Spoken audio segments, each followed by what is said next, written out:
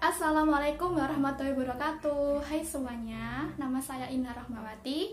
Kali ini kita akan belajar mengenai klasifikasi materi dan perubahannya.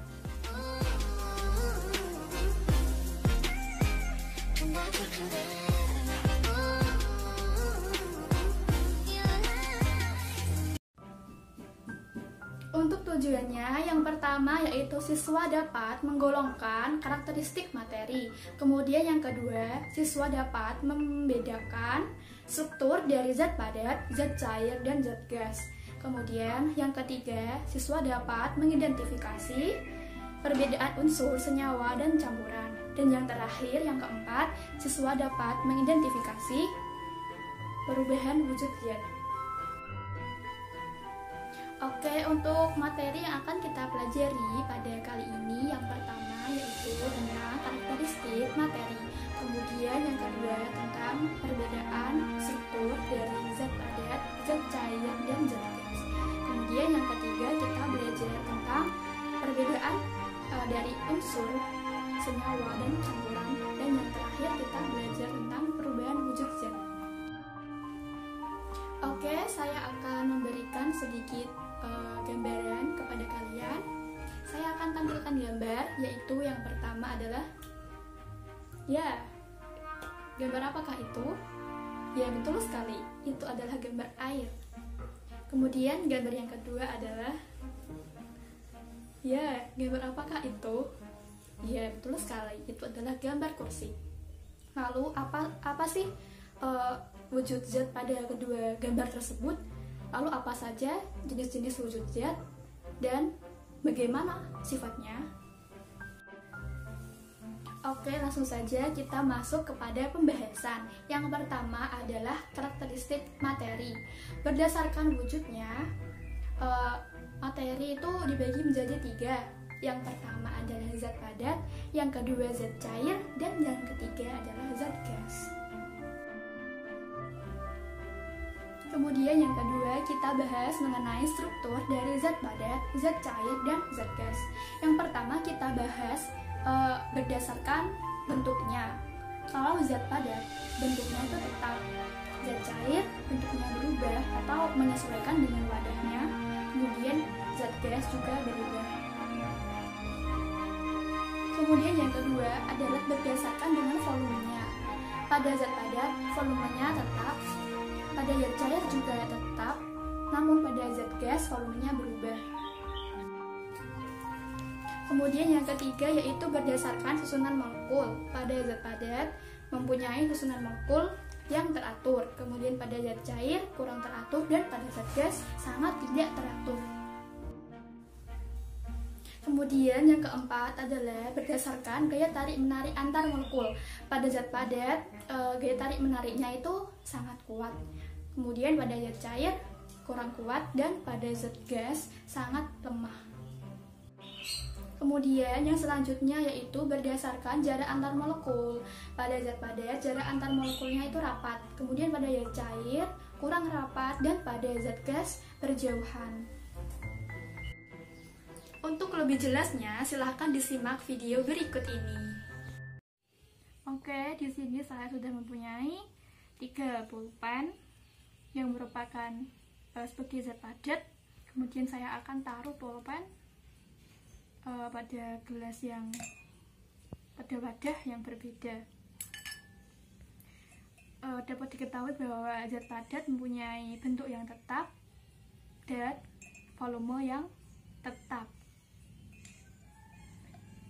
Dan di sini juga sudah ada air yang akan dituangkan pada masing-masing gelas dan mangkok.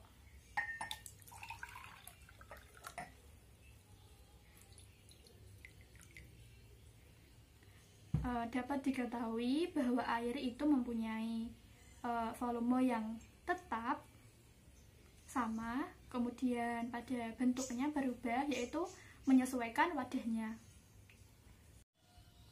Oke, di sini sudah ada plastik yang belum terisi udara. Kemudian saya akan coba mengisinya.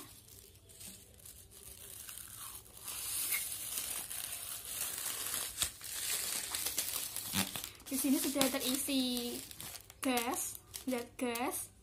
Kemudian dapat disimpulkan bahwa pada zat gas itu bentuknya berubah sesuai dengan tempatnya dan juga volumenya berubah. Oke semuanya, sekarang kita membahas tentang perbedaan dari unsur, senyawa, dan campuran. Yang pertama adalah unsur. Unsur merupakan zat tunggal yang tidak dapat diuraikan lagi menjadi zat yang lebih sederhana dengan cara kimia. Kemudian yang kedua yaitu senyawa. Senyawa merupakan zat tunggal yang dapat diuraikan secara kimia menjadi dua zat atau lebih. Kemudian yang ketiga yaitu campuran.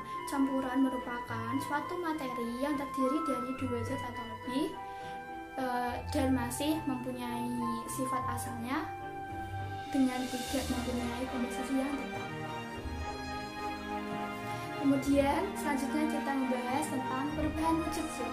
Perubahan wujud zat itu terdiri dari 6 peristiwa. Yang pertama yaitu membeku. Membeku merupakan peristiwa perubahan wujud dari cair menjadi padat. Contohnya ketika kita sedang membuat es batu, yaitu kita memasukkan air ke dalam kulkas dalam bentuk cair dan kemudian air menjadi padat. Yang kedua yaitu mencair. Mencair merupakan peristiwa perubahan wujud dari padat menjadi cair. Contohnya ketika es batu sedang mencair karena terkena panas. Yang ketiga adalah menguap. Menguap merupakan suatu perubahan wujud zat dari cair menuju gas. Contohnya itu ketika kita sedang merebus air, kemudian air itu mendidih dan mengeluarkan uap. Kemudian yang selanjutnya yaitu peristiwa mengembun, yaitu peristiwa perubahan wujud zat dari gas menjadi cair. Contohnya itu ketika pagi hari daun di depan rumah itu ada airnya. Selanjutnya yaitu menyublim.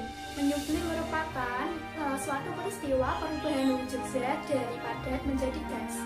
Contohnya yaitu ketika kita meletakkan kapur barus di luar ruangan, maka bentuk kapur barusnya akan mengecil. Kemudian yang keenam yaitu mengkristal. Mengkristal merupakan suatu peristiwa perubahan wujud zat dari gas menjadi padat. Oke, kesimpulan dari kali ini yaitu yang pertama, materi terdiri dari 3, yaitu yang pertama zat padat, zat cair, dan kemudian zat gas.